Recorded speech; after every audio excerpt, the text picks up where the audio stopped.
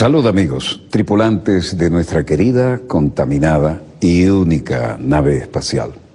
La misma que, desde la última vez que nos vimos por estos medios, ha dado otra vuelta sobre su eje imaginario y, por supuesto, sigue generando acontecimientos en pleno desarrollo. Para hablar de ellos, tenemos aquí otro acontecimiento. Con nosotros está el famoso analista, hombre de ideas propias, escritor, productor de bestsellers, Daniel Stulin. No requiere demasiadas presentaciones, pero sí aprovechar todo el tiempo que disponemos con él para que sea un dossier a los que ya nos dejó con un buen sabor de boca la última vez que pudimos dialogar acá en vivo y en directo. Bienvenido, Daniel. Tenemos noticias de tus nuevas producciones literarias y quiero entrar en materia de una vez. ¿En qué consiste este nuevo trabajo? El nuevo trabajo, primero, buenas noches. Para mí es un enorme placer volver a encontrarme contigo, estar en este programa que es única e irrepetible. El nuevo trabajo que sale en octubre en España, que se llama Fuera de Control, el subtítulo es Cómo el Occidente creó, financió, armó y desató el terror islámico sobre el mundo. Creo que con este subtítulo se queda bastante todo claro. En este mundo tenemos tres estados terroristas. Estados Unidos, el estado número 1, Inglaterra, el estado número 2 terrorista del mundo, y número 3, Arabia Saudita, que son los que financian terrorismo en el mundo. Los británicos tienen casi todos los grupos terroristas en el mundo con su sede central en Londres, y Estados Unidos usan terrorismo islámico para desatar las guerras y promover sus iniciativas, y esta promete ser una obra muy caliente y creo que tendremos muchas polémicas de muchas cosas de que hablar una vez que salga en octubre. No todo el mundo se atreve a decir eso, que es una verdad que se dice con silenciador, ¿no? Pero tú lo has colocado en camino de otro bestseller. Yo escribo libros de investigación, soy analista político, vengo del mundo del contraespionaje y tengo una visión, o mejor dicho, una forma de ver las cosas de una perspectiva, como decimos en inglés, bird's eye view, muchísimo más alta, donde es cuestión de encontrar patrones de comportamiento a cosas que en principio entre sí no tienen ningún tipo de relación, y esto es digamos, un trabajo de buen analista, encontrar estos patrones, estas fórmulas que definen, explican cómo funcionan las cosas. Y por eso en mi penúltimo libro, ¿no?, que en España se llama Club de los Inmortales, pero en Estados Unidos tiene un nombre muchísimo más apto. ¿Cómo se llama en español? ¿Cómo se llama? El Club de los Inmortales. El Club de los Inmortales. Pero en inglés sí, es un nombre mucho más apto, que se llama Trans-Evolution, The Coming Age of Human Deconstruction, donde explico que estamos viviendo un cambio de paradigma más grande en la historia del ser humano, y que lo que estamos viviendo de aquí a muy poco tiempo va a cambiar para siempre el desarrollo del ser humano en el planeta Tierra. Y este es el libro donde yo encontré estos patrones de comportamiento entre historia económica, biología sintética, conquista del espacio, transhumanismo, y ha creado un modelo de aquí para el futuro que explica muchísimos, si no todas, de las cosas que nos están pasando. Y este es el libro, digamos, que está nominado al Pulitzer, pero en este último trabajo sobre el Islam, terrorismo, explico cosas que la gente no, a nivel tanto histórico como político, ¿no?, que una vez leído a uno tiene que entrar una rabia por cómo, la forma tan cínica, nos toman el pelo a todos y nos toman por idiotas, porque piensan que lo somos todos. Muchos lo son, pero no todos. Hay un manejo descarado del tema mediático a escala planetaria, ¿no? Se supone que primero fabricaron la necesidad, después llenaron esa necesidad con los medios que tenían a su disposición. Ahora todo el mundo cree o siente que debe estar informado, pero resulta que la desinformación como arma es uno de los elementos más presentes en la cotidianeidad, ¿no? Por supuesto que sí, es en el mundo actual. El periodismo de los medios de masa completamente han perdido cualquier tipo de de credibilidad. Me parece las últimas noticias era como nivel de credibilidad es 35-38%. Pero lo que sí que está pasando ahora mismo, y esto también es lógico, es decir, los grandes medios de comunicación de masa occidentales, New York Times, Washington Post, CNN, Le Monde, The Economist, Wall Street Journal de este mundo, forman parte de la élite mundial. Es totalmente lógico que ellos no tienen ninguna ni obligación ni la necesidad para contar la verdad a nadie. Su objetivo es defender los objetivos de sus amos, que al fin y al cabo es el tipo que le paga los sueldos a los periodistas. A este tipo tienes el director de redacción, director general, director de los medios, el consejo editorial, consejo de administración y por encima de ellos accionistas, que al fin y al cabo, si miramos los grandes medios de comunicación, que sea New York Times o Washington Post, son estos accionistas son complejo industrial militar, y uno de los grandes accionistas de medio como por ejemplo New York Times es el banco Chase Manhattan Bank de David Rockefeller. La gente a lo mejor no entienden cómo es Chase Manhattan, que tiene que ver ellos con medios de comunicación, pero sabiendo por ejemplo que los grandes bancos del mundo, su negocio principal es el lavado de dinero de la droga, medio como Chase Manhattan. Pero, baja un poquito la velocidad. Ya estamos entrando en materia interesante. Los grandes bancos del mundo, los más famosos bancos del mundo, según tú, son los grandes lavadores del dinero de la droga. No es según Daniel Stullen. Pero dilo más lentamente, porque te entusiasma, yo te sigo, pero a lo mejor algunos televidentes necesitan que tú hables con más lentitud. Sí, cuéntame. El dinero de la droga es la droga, no es el lubricante de la economía mundial, que al año mueve 950.000 millones de dólares en dinero en efectivo. Si te acuerdas, hace un par de años en el Congreso americano había los hearings, ¿no? De Hong Sheng, Banco Hong Kong Shanghai, Citigroup, Coutts, el Banco de la Reina de Inglaterra. Agarraron a todos y le dijeron, venga, siéntese aquí que tenemos que preguntarle algunas cosas. Efectivamente, Banco Wachovia, que hace un par de años pillaron lavando 439.000 millones de dólares de dinero de narcotraficantes mexicanos, y sale el presidente del banco y dice, pues yo no sé qué pasó. 439.000 millones de dólares de la droga solo del lado mexicano. Solo del lado de Wachovia. Es decir, Hong Sheng lleva 200 años haciendo lo mismo, el negocio de la venta y compra del opio a través de negocio de la reina de Inglaterra o de la corona británica. La corona era accionista en el negocio del opio, ¿no? Y además obligaba a los chinos a consumir opio. Efectivamente. Pero lo que tú me preguntaste antes, el tema de los medios de comunicación, lo que está pasando ahora, volviendo un poquito atrás, ¿no? Es que la relación, el concepto de lo que son los medios está cambiando drásticamente debido a la tecnología moderna, teléfonos, smartphones, que todo el mundo tiene smartphone, y de repente con un smartphone, que son 1.000 millones de smartphones en el mundo. 1.000 millones. 1.000 millones, 1 billón de smartphones en el mundo, y en los próximos años vienen 1.000 millones más online, principalmente en Asia.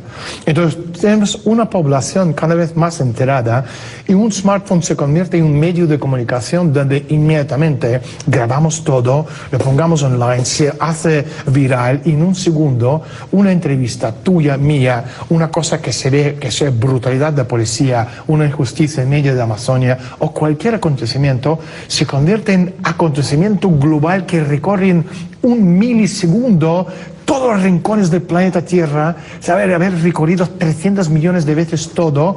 Y esto es una cosa, como decía Zbigniew Brzezinski, ya en los años 90 con su libro de Tetratronic Age, ¿no? Que es al final este libro, el Trans-Evolution, The Coming Age of Human Deconstruction, que se llama Club de los Inmortales en español, se ahonda muchísimo más. Aquel libro era básico, este libro es, por eso está nominado al premio Pulitzer, por encontrado estos comportamientos que Zbigniew Brzezinski no había encontrado. Déjame mostrarlo, porque no todo el mundo queda de una vez puesto en consideración para el Pulitzer, ¿no? El Club de los Inmortales. A ver, vamos a hacerle un close-up aquí. Cámara 1, zoom in, señor director. Acerquémonos a esto. Sin temor, vamos a darle. Háblame de esto. Entonces, está cambiando esta relación entre lo que eran los medios de comunicación de masa antes y lo que es la comunicación o los medios de hoy, porque los medios de masa están perdiendo terreno cada vez más y se les está costando cada vez más mantener la atención del público y hacernos creer lo que nos están contando. Y ¿Por qué? ¿Por qué esa falla? Porque... ¿Abusaron de su poder? Aparte que abusaron, ya llega el punto. ¿Se le ve la hilacha de quiénes son los poderes que están detrás? Yo creo que hay muchísimos factores. Uno de los factores es en el mundo digitalizado completamente, porque estamos hablando de dos generaciones, analógica, que es mayor, y digital, que es más moderna, más inquieta, más comprometida con todo lo que nos rodea, porque entienden, porque al fin y al cabo son ellos que van a heredar el planeta Tierra. Entonces estamos viendo un cambio brusquísimo de este paradigma del comportamiento a nivel de los medios sociales, y son las cosas que los medios de masa no han conquistado y no lo dominan, porque al fin y al cabo Internet es un arma de doble filo. Por un lado, tienes una cantidad enorme de información que desde el punto de vista de los medios de masa puedes controlar, pero por otro lado no puedes controlar, porque en cualquier momento cualquiera puede colgar cualquier noticia que se convierte en una noticia, por muy irreal que sea en realidad. Entonces cuando vas por ejemplo, a reuniones de Club Bilderberg, tienes todos esos activistas, entre comillas, ¿no? Los truthers, como se llaman en inglés, con sus teléfonos móviles, cualquier cosa, cualquier imagen de un miembro del club saliendo, entrando por la puerta trasera, inmediatamente se hace viral. Entonces entran las preguntas, ¿por qué está ahí? Explícale a nuestra audiencia qué es el Club Bilderberg. Volviendo ya mucho más atrás, al año 2005, yo escribí un libro sobre una sociedad privada que se llamaba Club Bilderberg y que de forma casi inmediata se convirtió en un super mega bestseller mundial. Siempre todos pensamos que los acontecimientos desde golpe de Estado, subida y bajada de precios de petróleo, las guerras, asesinatos, todo por debajo hay una mano negra, diciendo entre comillas, sin entrar en estas teorías innecesarias de conspiración. Pero la gente, hasta que salió Bilderberg, no supieron decir quiénes lo manejaban. Algunos decían judíos, otros decían masones, otros decían Illuminati. Y teníamos todas esas teorías de... Bueno, un poco de todos ellos. O no. Y al fin Pero y al cabo, Bilderberg toma el nombre de un hotel donde se reunían los poderosos en un plan secreto para controlar el mundo o algo así. No exactamente. Bilderberg es una reunión de una organización que al fin y al cabo, a nivel de poder, es como una cinta transportadora. No es el ojo que ve todo, ni es el poder verdadero en la sombra. ¿Dónde estaba ese hotel? El hotel está en las afueras de Ámsterdam, en un pueblo que se llama Oosterbeek. Y se reunieron allí por primera vez en el año 1954. El hotel en aquella época era propiedad de la familia real holandesa. Y uno de los fundadores de este club, por lo menos a cara de la galería, era el príncipe Bernardo, el marido de reina Juliana de Holanda.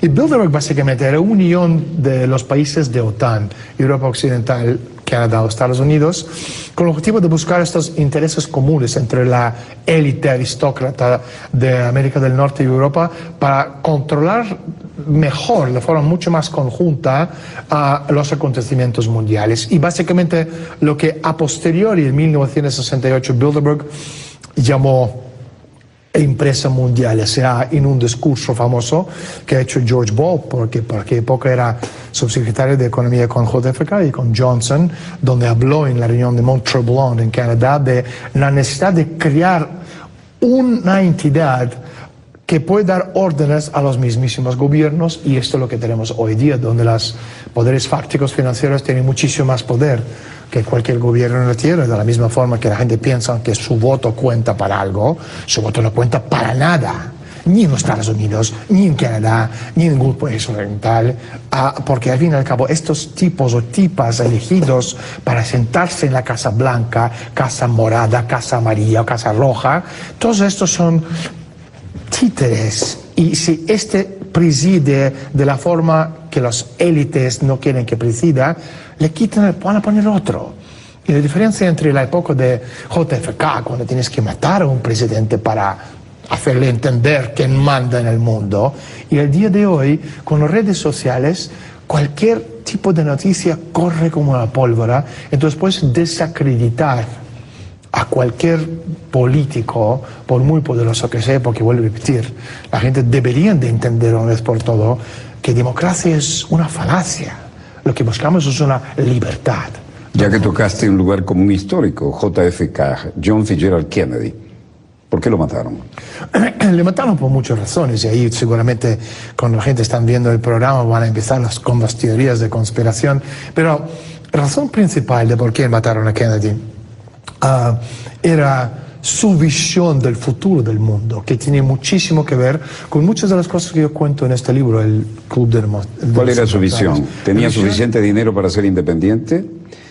Se fabricó una imagen como héroe de guerra, tenía todos los condimentos para llegar a la Casa Blanca, tenía carisma, tenía poder de movilización de masas, era insobornable porque tenía un rol histórico pensado y tenía suficiente dinero. Sí, pero él lo entendía el mundo de una forma muchísimo más a largo plazo y su visión del mundo era la conquista de espacio, la carrera espacial. Sí, porque él dijo, en vez de gastar el dinero en matarnos entre nosotros, desarrollemos la tecnología y la industria, hagamos dinero y dirijámoslo a algo sano hacia el espacio. El futuro del ser humano está en el espacio, de las cosas que explico en este libro. Cuando estuvo con Castro, con Fidel Castro, yo le pregunté, le dije, comandante, ¿usted cómo entiende el concepto de inmortalidad? Y Castro se quedó sentado así, en la foto famosa, Castro está sentado así mirándome, como 3 o 4 minutos sentado callado, ¿no? La gente inteligente no tiene que hablar, tiene que pensar y reflexionar y dar su opinión. Entonces me dijo, bueno, ¿tú cómo lo ves? Y yo le dije, mira, hay mucha gente que piensa que inmortalidad es una que se cruza 30.000 veces al día y al morir su alma va al cielo. Puede ser, pero yo no lo creo. Para mí, el concepto de inmortalidad es el objetivo del ser humano de asegurarse la supervivencia de la especie. Y para que nosotros, no dentro de 50 años o 100 años, que vamos a estar aquí seguramente, sino dentro de 1000 y 5 y 10 y 100.000 años. Y le pregunté, comandante, ¿vamos a estar aquí en planeta Tierra? No, entonces nuestro deber como ser humano, con esta chispa divina de la razón, era descubrir principios universales de naturaleza que mejoran la vida de todos por este kilómetro cuadrado de espacio. Y esto significa que en el momento donde nosotros ahora mismo, espacio hay siempre para todos, pero California no tiene agua. India no tiene agua, Arizona no tiene agua, no hay recursos naturales, hay guerra en el planeta Tierra por los recursos naturales, cada rincón de espacio en el planeta Tierra está inmerso en una guerra por los recursos, no hay comida. Entonces llegará el mundo donde nosotros tendremos que decidir cuál es el propósito del ser humano en el espacio. ¿Inmortalidad o trascendencia? Inmortalidad sobre todo, y este es el concepto que tenía muy en cuenta John F. Kennedy, y por eso le mataron, porque al fin y al cabo la supervivencia de la especie está ahí. Él tiene esta visión de la grandeza del ser humano, porque por cada dólar invertido en NASA te devuelve $15 en beneficios de descubrimiento. Desarrollo tecnológico exponencial. Y no hay necesidad de matarnos entre nosotros. Totalmente. Desarrollo. El aparato tecnológico militar industrial, digo, ahí tienes donde jugar, dale, claro desarrollate. Sí, claro que sí. Y esto es algo que los círculos de Gottfried Leibniz, el grandísimo pensador alemán, lo sabían hace 300 años, que el progreso y el desarrollo de la sociedad está directamente proporcional a la densidad de población. Ahora, si eres la élite, no necesitas que seamos más, necesitas que seamos menos. Porque el prototipo, porque al fin y al cabo, si somos más, hay que darle a comer a la gente. Y como no hay comida, para que Rockefeller y su gente sobreviven, nosotros tendríamos que morir. Entonces, si miramos el prototipo de lo que está pasando hoy día con deindustrialización, crecimiento cero, destrucción de la demanda, Detroit es el prototipo de todo lo que está pasando en el mundo. Lo comentamos hace 4 años cuando yo estuve aquí en este espacio, la primera vez hablando contigo en el dossier, hablamos de esto, el deindustrialización, y hoy por hoy tenemos el prototipo, es Detroit. Y para la élite necesitan que el mundo entero se convirtiera en Detroit. Porque, vuelvo a repetir, si hablamos del crecimiento, si somos 7, 10, 15, 20 mil millones de personas, necesitamos la tecnología y el desarrollo industrial para sostener la vida de toda esta gente. Y si no hay, entonces habrá un desplome en la base de la población. Te digo un lugar común. ¿Hay límite del crecimiento? No. No hay límite de crecimiento, es una teoría, una falacia del Club de Roma, de la élite, está basado en premisa falsa. ¿Ves? El límite de crecimiento solo depende del límite de la capacidad intelectual. El bien común más importante del planeta Tierra El recurso no es ni gas ni petróleo, es la capacidad intelectual de 7.000 millones de personas que pueden entre todos descubrir principios universales de naturaleza. Entonces llegar al punto donde más mejor, pero no aquí, sino el concepto es mirar al espacio. Nosotros siempre hemos mirado al espacio, salvo que ahora con la tecnología y el desarrollo tenemos la capacidad por primera vez de realmente darse cuenta de eso. Y por eso tenemos empresas privadas como Mars 1, empresa holandesa, que dentro de 3 años están preparadas para lanzarse a la conquista del Marte, viaje de ida, tripulado. Y estos son los pioneros del desarrollo de la humanidad, inmortales, porque no vuelven. Empiezan a construir un nuevo mundo allí. Hay tripulaciones que ya han hecho su compromiso de que están dispuestos a ir a un viaje sin retorno, ¿no? Yo también estaría dispuesto a hacerlo. Y todas esas cosas tienen mucho que ver, si te miras lo que nos rodea, es decir, unas cosas que están pasando ahora con la revolución en biología sintética, están cambiando nuestro ADN con la comida genéticamente modificada. Esto es ¿Tú de verdad crees que están modificando nuestro ácido desoxirribonucleico con la comida modificada, el ADN? Es imprescindible cambiar el ADN del ser humano para poder adaptar al ser humano a la vida en el espacio. Porque en esta forma no podemos sobrevivir ahí. Y por eso estamos hablando de sangre sintética, de cambios de ADN, ¿sabes? Revolución en biología sintética, creando seres que no son de todo humanos. Y uno de los conceptos clave de este libro es el concepto que la generación de los niños que hoy tendrían 5, 6, 7, 8, 9 años de edad es la última generación de niños 100% humanos en planeta Tierra. Sus hijos, mis nietos, van a ser transhumanos, posthumanos, hombres máquinas, cyborgs, seres que no son humanos debido a este cambio en la biología sintética. ¿Cómo puedes hacer eso cuando la evolución llevó tantos miles y miles de años en este lapso? No te entiendo muy bien. ¿Cómo se logra la modificación genética para que todo eso ocurra en este brevísimo lapso cuando la evolución humana llevó es que hemos aprendido en los una eternidad? Hemos aprendido en los últimos 50 años más que en los miles de millones de años de la historia del planeta Tierra. Y en los próximos 20 vamos a aprender más que en estos 50, que es más en toda la historia, y en los 10 siguientes más que en los 20, etc. Entonces llegar al punto donde en menos de 2 generaciones habremos doblado nuestro conocimiento. Vuelvo atrás. ¿Crees que... Me voy totalmente del tema, ¿no? Pero ¿hasta qué punto crees tú que el hecho de que Kennedy se basara en ideales cristiano-católicos le costó la interrupción de todo su proyecto y su vida? Yo creo que como en cualquier operación de inteligencia hay varios objetivos, ¿no? Y en este caso no es ninguna diferencia. Le mataron porque quería salir de Vietnam, porque MacArthur le había dicho en su lecho de muerte: no metas en guerra terrestre en Vietnam, porque quería devolver el poder del dinero al gobierno americano, como lo que es por la Constitución. Porque como tú comentaste, por tema católico obviamente también. Yo creo que hay muchísimos objetivos en esta historia y hay muchas cosas que todavía están saliendo. Lo católico es casi anecdótico cuando tocó lo que tocó los poderes que eran absolutamente prohibidos de tocar, ¿no? Totalmente, sin hablar de que estaba dispuesto de romper las 100.000 pedazos. Pero voy a repetir, entre todas esas razones, para mí el que más de peso, si tengo que enumerar, no hay una, hay muchas, es el hecho que él veía el futuro espacial como el desarrollo imprescindible. Como decía Kennedy, queremos conquistar el espacio no porque es fácil, sino porque es difícil.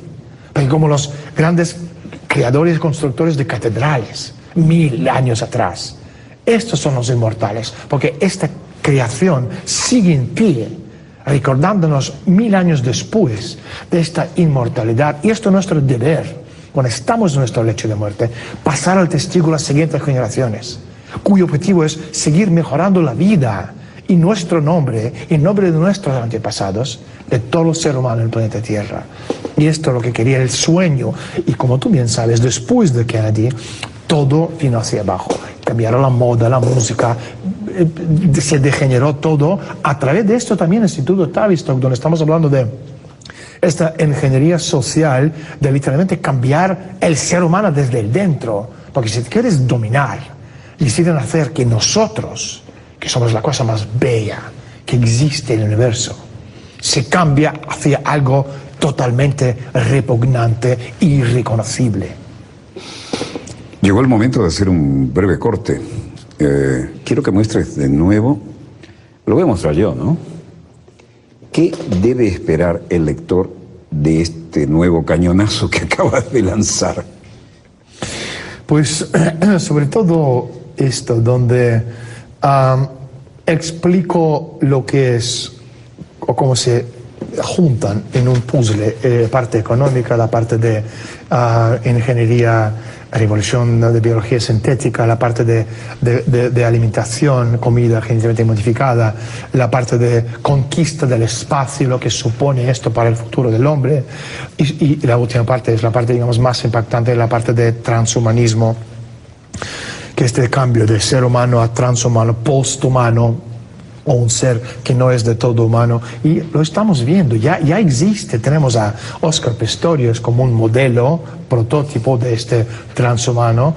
Repítelo, tenemos a Oscar Pistorius. Oscar Pistorius, vas a tener que desarrollar eso después del corte. No, pero ese es el transhumano puro, el Blade Runner, para empezar.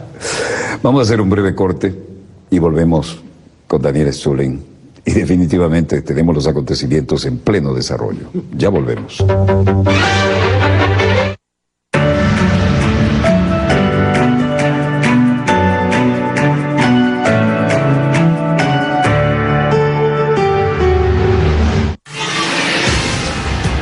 Cuando la derecha ataca, comienza la unidad, pero en la calle la zurda le responde.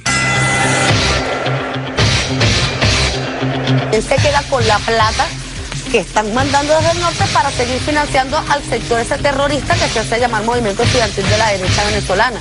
Los noquea. Alcaldesa, cuénteme qué hace usted en Orlando. No dice nada. Somos como los renegados. Yo me pongo en este grupo, compadre. Zurda Conducta. Lunes, martes, jueves y viernes a las 10:10 de la noche. Más BTV, más revolución.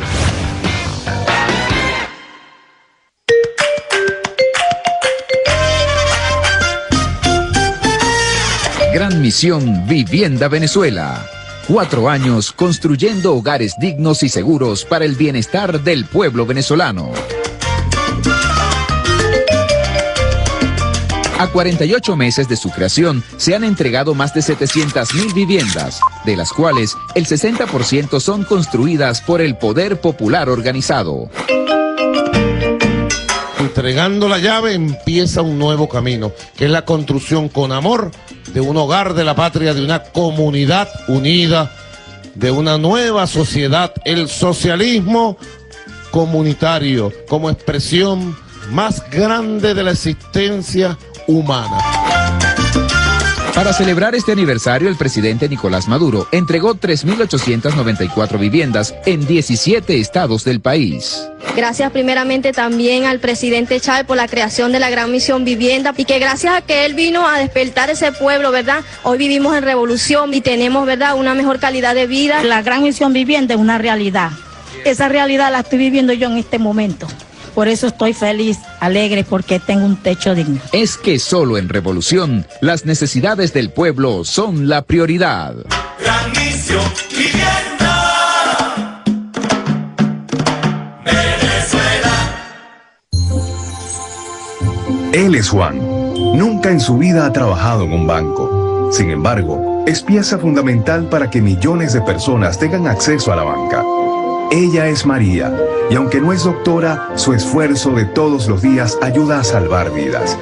También está Alberto, que no es agricultor, y aún así, gracias a su trabajo, toneladas de alimentos se producen, procesan y distribuyen a diario. Y cómo olvidar a Ernesto, quien sin ser profesor, año tras año ayuda a educar y graduar a jóvenes profesionales, técnicos, licenciados, ingenieros, gente talentosa y necesaria. Personas que con su trabajo de todos los días renuevan nuestro compromiso de hacer de las telecomunicaciones un servicio que garantice e impulse el desarrollo económico e integral del país. Por eso, hoy queremos celebrar 8 años conectados con el desarrollo productivo de Venezuela. CAN TV.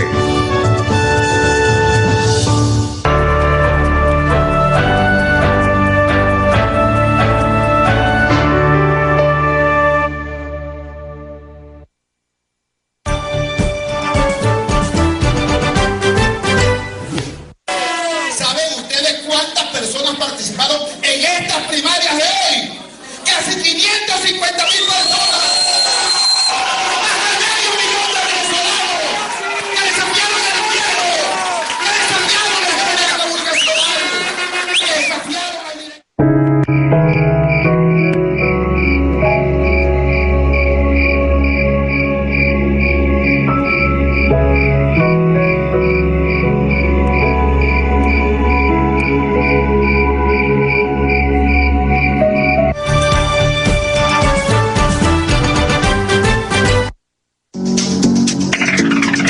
Este sábado, TV Foro presenta. Ellos han estudiado muy bien el comportamiento del ser humano y cómo manipularlo. In a world economy where information is filtered by global media corporations, keenly attuned to their powerful advertisers, who will defend the public's right to know? And what price must be paid to preserve our ability to make informed choices? Un documental que despierta conciencias.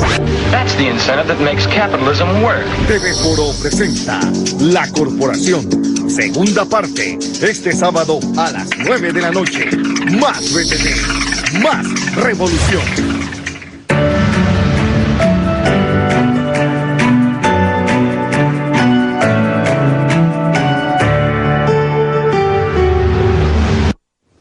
Volvemos con más acontecimientos en pleno desarrollo y los tenemos en casa. Siempre impactante, Daniel Stulin nos acompaña en otro dossier para la colección. Hay temas que habíamos conversado fuera de cámara. Acabamos de tocar uno. Abre fuego con él. Retiro la pregunta que iba a hacer. Abre fuego directamente. Sí. Unas cosas que está pasando, ¿no? Viendo un poco el panorama mundial, es hasta qué punto, por primera vez en la historia, hay un genocidio organizado contra todas las razas y especies humanas. Podemos hablar de América Latina, podemos hablar de México, de todo lo que está pasando ahí con las bandas criminales y mafias. Podemos hablar de África de toda la vida, podemos hablar de Oriente Medio, de lo que está pasando hoy día, de Sudeste Asiático, de India, de Pakistán, de terrorismo. Pero también por primera vez en la historia hay un genocidio organizado de hombre blanco, saliendo de las guerras mundiales. Tenemos el ejemplo de Ucrania, donde hay un genocidio de hombre blanco. Es una cosa absolutamente organizada. En ese sentido... ¿Por qué y para qué? Estamos en un momento crítico donde estamos viviendo, por un lado, este desplome financiero mundial. Por otro lado, ten en cuenta que en los años 90, la élite, lo que yo llamo breakaway civilization en inglés.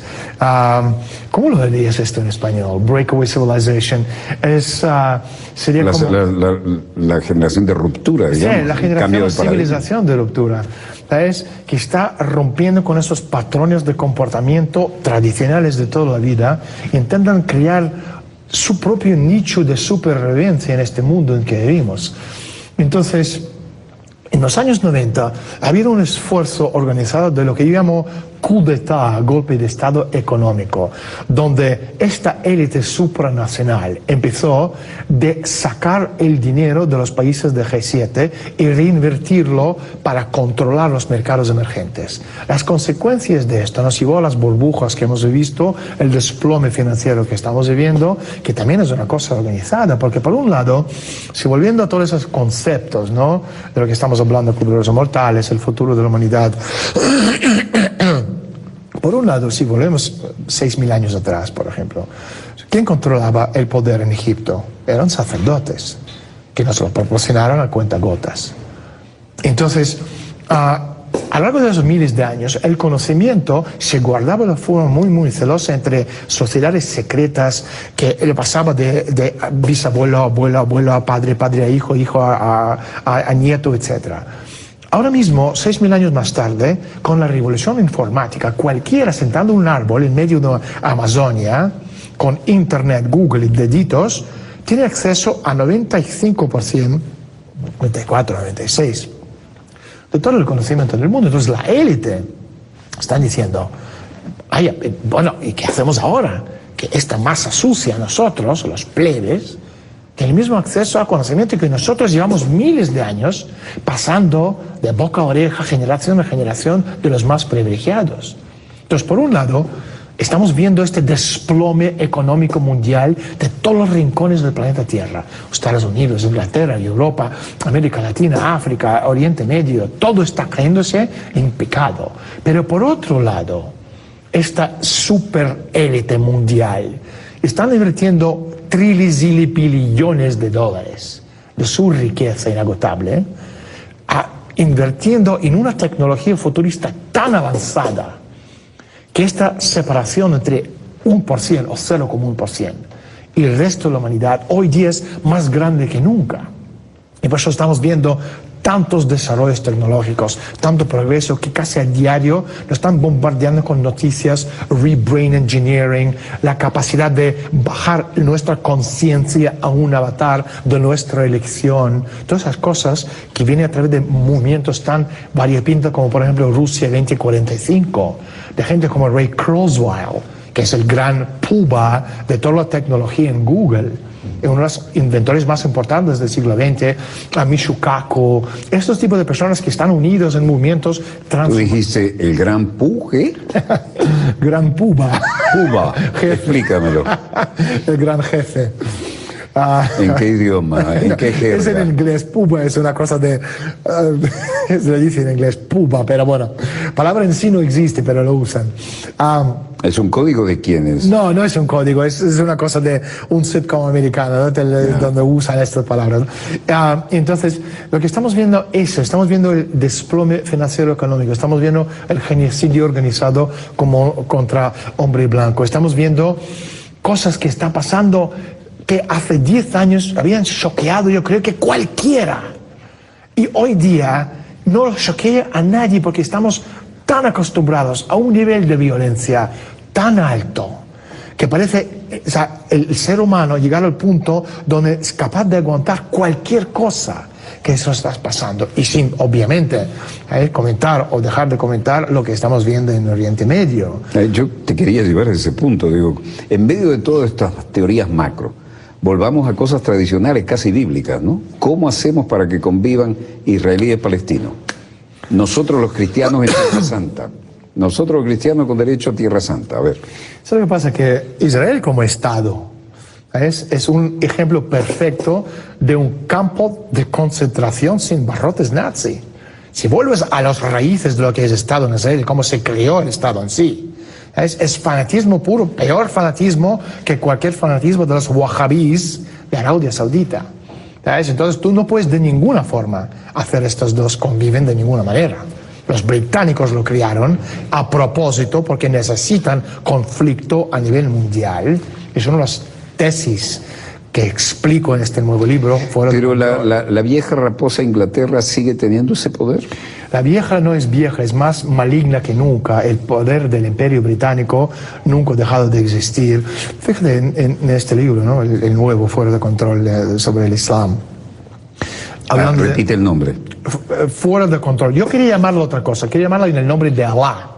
con subtítulo Cómo el Occidente crió, armó y desató el terror islámico en el mundo, pero mi editorial Planeta tiene muchísimo miedo con este título, entonces quedamos con un título, digamos, de consenso, ¿no? Fuera de control. Y entonces, claro, tú ves el papel del Imperio Británico y te das cuenta que 90% de todos los grupos terroristas del mundo tienen su sede central en Londres. ¿Y el MI6 qué hace? ¿Mira por otro lado? No, MI6 no, mira por otro lado. Lo fabrica. Forman parte de toda esta conspiración. Mira, te pongo un ejemplo. Patean al MI5. Es una locura, claro, que te das cuenta en locura que vivimos. Bueno, aclaremos, para lo que no le gusta esto a usted, el MI6, el MI6, sería la CIA versión británica, ¿no? Y el MI5 sería la FBI. Y el MI5 sería el interno, ¿no? Y el MI6 es el servicio exterior. Entonces lo que tú tienes, pongo un ejemplo, el tipo que se puso enfrente del Ejército de Liberación de Libia era un tipo que se llama Ahmed Belhaj. Este tipo Belhaj, en el año 88 hasta 92, era el terrorista número 1 de Estados Unidos, miembro de Al-Qaeda, es decir, después se convirtió otro que se llama Bin Laden, pero antes era Belhaj. Después de 11S, a Belhaj le arrestaron en 2002 y estuvo preso en Guantánamo unos 6 años y medio. Cuando se fragó el plan entre MI6 británico y el gobierno americano para ir, y por supuesto los sauditas, no podemos eliminar a los sauditas que están en todas las operaciones sucias, están dispuestos a luchar cualquier guerra hasta el último hombre muerto americano. Sí, pero ellos ponen el billete, no ponen los Ellos le ponen el billete, efectivamente, no pueden poner el soldado porque son beduinos. Ahora, entonces los americanos sacaron a este Belhaj de Guantánamo en 2008, porque el Belhaj es terrorista de Al-Qaeda, tiene muy buenos contactos y puede liderar con prestigio y currículum el ejército de alcaidistas enmascarados como si fuera el ejército de liberación de Libia contra Gaddafi. Y esto era un plan de los británicos de los años 90, que los británicos le habían pagado MI6 a Belhaj para matarle varias veces a Gaddafi, que no pudo hacerlo. Mira, yo he estado a esta distancia que estoy contigo. Tuviste, de hecho, una foto hoy, casualmente la tenemos ahí. Sí. Yo estaba cenando con Gaddafi, a cielo abierto, en la alfombra, en el ex Palacio del Rey Idris, y después lo he visto gobernar, y la gente venía de las diferentes tribus, en pueblos enteros mandan su delegación, pero delegaciones gigantescas, y los recibía como un padre, y todos se iban con una solución. Nadie estaba en contra de Gaddafi. No, el nivel de vida de Gaddafi, que Gaddafi le había dado a su país, era espectacular. Y todos los servicios esenciales eran gratis. Totalmente. Lo que estaban en contra de Gaddafi era el Imperio Británico, porque este tenía petróleo. Entonces, lo que tenía petróleo y no se dejaba gobernar, habiéndolo educado nosotros en Sandhurst, en la gran academia militar británica. Efectivamente. Y un nacionalista honesto, y las cosas las decía de frente, un tipo con un carisma impresionante. Claro. Entonces crearon a este personaje Belhaj que se puso enfrente del ejército para derrocar a Gaddafi, le derrocaron por fin a Gaddafi, y después a este Belhaj, que era alcaidista número 1 en los años finales 80, principios de los 90, que pasó 6 años y medio en Guantánamo, le sacaron de la cárcel, le pusieron enfrente del ejército de Al-Qaeda, le pagaron $8 millones para hacerse con este ejército, y cuando derrocó a Gaddafi, le hicieron gobernador militar de Trípoli. Y las armas que venían a estos, se venían a través de embajador Stevens en Benghazi. Y los mismos que derrocaron a Gaddafi después mataron a Stevens. Y esta es la realidad que la gente no entiende. En esta operación se hizo posible con colaboración entre los americanos y MI6 británico. Y entonces son las cosas que estamos viendo en el Oriente Medio, que no podemos nunca tener ningún tipo de paz. Porque al fin y al cabo, ahora tenemos sauditas, israelitas trabajando juntos contra Irán y Siria. ¿Cuál es el pecado de Irán? Irán no tiene ningún... Ser coherente con su religión y sus valores. Totalmente, exactamente. Por un lado tienes los suníes, por otro lado los chiitas. Yo he estado en Irán y uno no puede creer el estereotipo que nos vendían. Es un país modernísimo, con un estándar de vida envidiable, que las mujeres andan con velo, las mujeres andan con el maquillaje mejor de Europa, se ponen el velito discreto, usan las mejores cosas que se pueden comprar en la mejor boutique de París y tienen un rollo, no entienden lo que está pasando allí. Lo que está pasando es, o sea, tenemos un país... Y los ayatolás existen y mientras uno guarde ciertas normas ahí andan como si estuvieran en Europa. Totalmente, un país que con mejor poder adquisitivo además. Muchísimo mejor. Que durante 2000 años se llamaba Persia, un país que no ha invadido nunca a ningún otro país. Y tú tienes los sauditas y los israelitas. Además los persas tienen una cultura milenaria. Efectivamente, 2000 años de historia, pinta algo en esta historia. No son los beduinos que hasta 1765 estaban paseando por el desierto. Esto es lo que es la casa de Saud. Y esto es el veneno que nos meten los medios de comunicación, las películas, las series. Los medios de comunicación forman parte de la, volviendo al principio, ¿no? Los medios de comunicación forman parte de la élite mundial. Su objetivo no tiene nada que ver con la verdad que te están contando. Es otra cosa, es la verdad de los principales medios que trabajan de forma conjunta con los grandes empresarios, grandes empresas, grandes gobiernos, cuyo objetivo es otro mundo paralelo de humo espejos. Mira, hace como 40 años, vamos a decir 30 conservadoramente, yo empecé a decir, cuando venga este mundo interconectado vía satélite, vamos a tener dos realidades, ¿no? El teatro de operaciones real, sea crisis política, financiera, militar, y el que proyecten en los medios que la guerra que viene a las neuronas. Bueno, ahora ya es la cosa. Nadie duda que eso es la guerra de cuarta generación, pero esto es un descarado intento de manipulación a escala planetaria, ¿verdad? ¿Dónde están los centros de poder? Porque además hay otro problema, cuando los centros de poder empiezan a pelear entre ellos. Los centros de poder nunca pelean entre ellos, son discrepancias momentáneas. El centro del mal es Londres, sigue siendo el Imperio Británico. Ha cambiado mucho de cara, cambiado mucho de velo, cambiado mucho de máscara, pero el concepto de lo que es el imperio, cuando yo hablo del imperio, la gente tiene que entender, no estoy hablando de la reina o el rey sentado en un trono chapado en oro. El concepto de imperio está por encima de los reyes y reinas, es el sistema de control. Este es lo que es el imperio, control de todo lo que nos rodea. Sistema de control, gobierno no mundial, sino empresa mundial S.A. ¿Qué papel juega Rusia en esto? Rusia juega un papel importante en el sentido que ese es el contrapeso de lo que estamos viendo, y por eso era tan imprescindible para la élite destruir Rusia en los años 90 y casi lo consiguen, hasta que estas cosas que pasan, ¿no? En la historia, viene Putin, un tipo que no debería haber durado mucho tiempo, le pusieron para sustituirle a Yeltsin, básicamente para cargar todos los males de Yeltsin encima de Putin, quitarle del medio. Yeltsin dejó los tachos de basura por el suelo. Obviamente, pero ese era el objetivo. Es decir, Yeltsin, según el occidente, era el demócrata. Vino Vladimir Vladimirovich, barrió, armó, sobrevivió. ¿Cómo fue eso? ¿Se le escapó de control? Sí, yo creo que en los mejores planes siempre hay un porcentaje de trial and error, ¿no? Donde pues nunca se sabe cómo se te va a salir. En ese sentido, yo creo que... Pero Putin es un señor, está mandando. Sí, obviamente, es imprescindible. Ahora mismo lo que tú estás viendo es estas alianzas, sobre todo Rusia, China, BRICS, el nuevo Banco de Inversión Asiático. Estas alianzas son alianzas muy importantes, pero todos están basados en un futuro de la humanidad basado en desarrollo tecnológico e industrial, donde hay un plan de razón de ser del ser humano en nuestro mundo.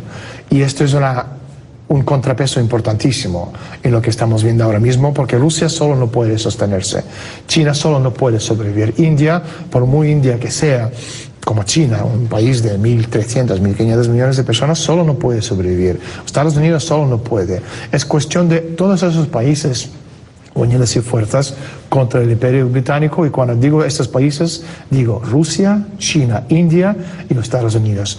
Y no en los Estados Unidos de hoy, con este presidente que tenemos ahí en los Estados Unidos, negro del Partido Demócrata, que al fin y al cabo es un títere más, sino el concepto de lo que era Estados Unidos en la época de Alexander Hamilton, la grandeza de lo que era Estados Unidos, de los padres fundadores.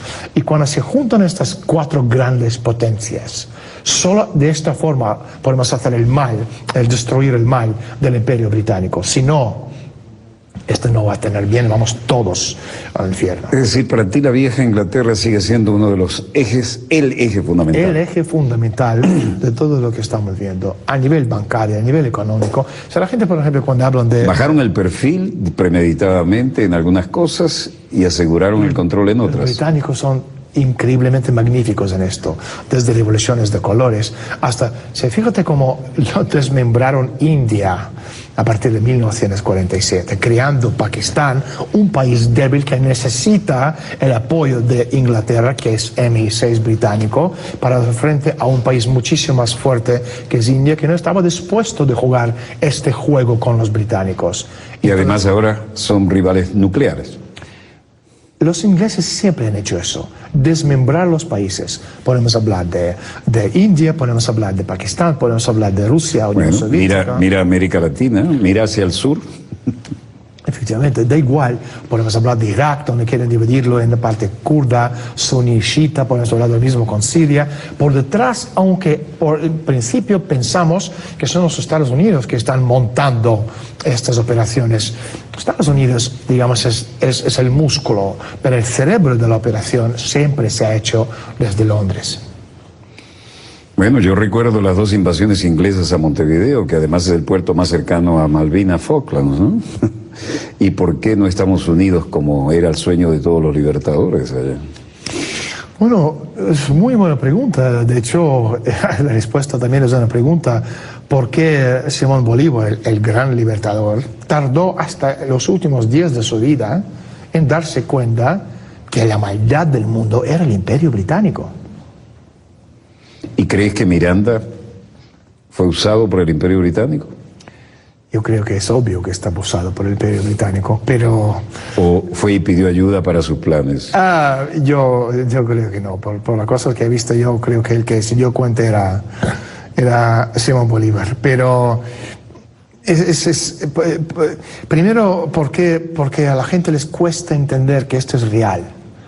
Cuando ven a Inglaterra, ven la reina de 90 años de edad casi, y no piensan que esta señora viejita puede tener cualquier tipo de poder. Pero este siempre ha sido el labor del diablo, hacernos entender que no existe. Y si miramos desde los estamentos financieros, ¿no? Wall Street, es una creación del Imperio Británico. No es una empresa americana nominal. Es una creación del imperio. Y los grandes empresarios que crearon los grandes bancos, Wall Street, son todos anglófilos. Y podemos hablar, por ejemplo, de cuántos presidentes en América Latina, empezando por Santos en Colombia. Acabo de llegar de Colombia. Alguien dijo una vez, y espero no ser irrespetuoso, estoy citando a alguien que tenía cierto predicamento, ¿no?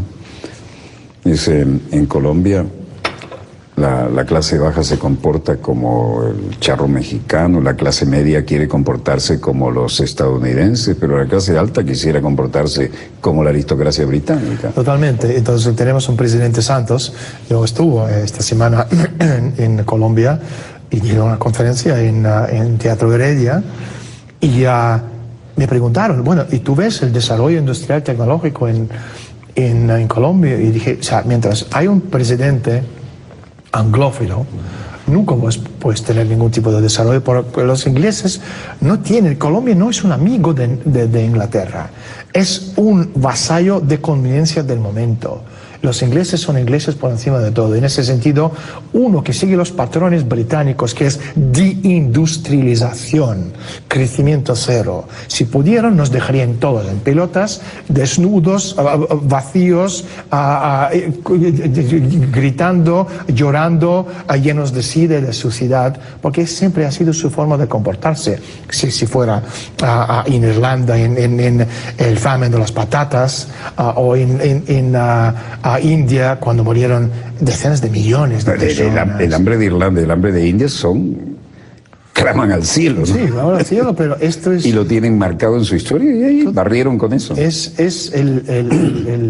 la forma del modus operandi de los ingleses. Entonces, cualquier país que piensa apoyándose en Inglaterra puede sobrevivir y levantarse. Inglaterra es la maldad del mundo. Entonces, cualquier país que está en contra del desarrollo se comporta como los ingleses. Cualquier país que tiene pensado un futuro mejor para sus ciudadanos tiene que hacer todo posible para deshacerse de cualquier influencia británica. En este caso, mientras presidente de Colombia sigue siendo fiel a sus raíces y su filosofía británica, Colombia nunca puede ser una gran nación. Bueno, para nosotros es un problema porque es el hermano que tenemos pegadito, ¿no?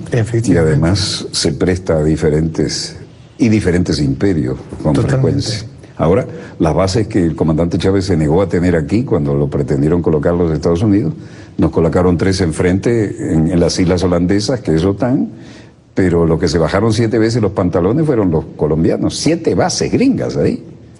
¿Para qué? ¿No? Eso me recuerda aquel Paul Coverdell, primer ponente del Plan Colombia, senador estadounidense que debe estar en la quinta paila del infierno, que decía, para controlar a Venezuela, es decir, el mayor reservorio de petróleo, minerales estratégicos y agua y biodiversidad del mundo, es necesario ocupar militarmente a Colombia. Bueno, ahí están las 7 bases, un plan más descarado imposible. Dicho esto, yo creo que es el momento de hablar algo ya que hablamos de libros, ¿no? Vamos a hacer algún intercambio antes que se nos vaya el tiempo, porque nos entusiasmamos. Tú tienes tu vaso, como decimos los periodistas en Venezuela, cuando algo tiene éxito, le da con el tubo. Ah, sí. Cuéntame, ¿qué tienes ahí? Pues te he traído 2 libros. Este es el último para ti, del Club de los Inmortales, que salió el año pasado, el que está nominado al premio Pulitzer. Este es el que te lleva a estar nominado al premio Pulitzer. Sí. Rápidamente, ¿qué definirías que es? Pues lo que comentamos antes, creo un mapa del futuro muy próximo de la humanidad, con este cambio de paradigma más grande en la historia que estamos viviendo ahora mismo, y somos conscientes, o por lo menos deberíamos ser conscientes de lo que estamos viviendo ahora.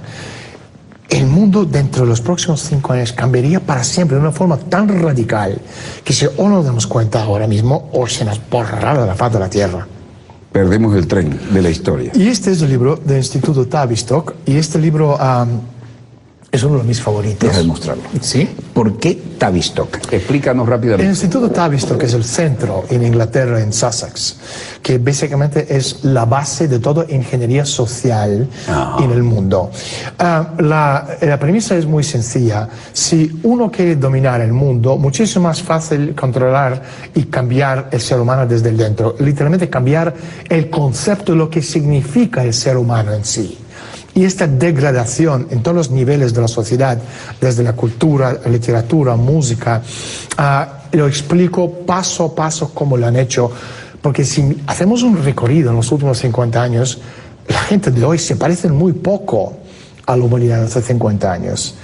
Y Tavistock es una institución que empezó en los años 20, que era Clínica Tavistock, y después de la Segunda Guerra Mundial se convirtió básicamente en un elemento del imperio de la familia Rockefeller a partir del año 46. Entonces, todos esos cambios de ingeniería social que estamos viviendo hoy día vienen de algo desde el rol de juego, teoría de juego y todas esas demás cosas que estamos hablando, cibernética, etc. Bueno, yo quiero, y no es un quid pro quo, entregarte esta pesada por el contenido y porque mira el tamaño del libro. Esto es un trabajo monumental. Frases y pensamientos de Hugo Chávez, el legado. Tengo el honor aquí de haber hecho el prólogo, y realmente creo que esto lo abres en cualquier momento y aparece algo en cualquier página que se te ocurra. Tiene su pesito. Muchísimas gracias. Y después quiero entregarte mi sorprendente bestseller, que se agotó 4 veces y se sigue agotando. 76 domingos en nuestra querida, contaminada y única nave espacial, en la que 76 domingos donde no vi ni playa ni nada, ni tampoco mi compañera la doctora Lida Sanoja, para poder mostrar lo que ocurría en el mundo y llenar una página entera el domingo. Bueno, había que trabajar desde el viernes y el sábado y tratar de que los acontecimientos no nos superaran. Fue una linda experiencia, agotadora pero gratificante, porque además se ha recibido con tal éxito que se agotó 4 veces y se sigue agotando. Muchísimas gracias. Muchísimas y espero gracias. que te sirva. Eso lo puedes abrir donde te dé la gana. No tiene continuidad. Yo empezaría con página 1.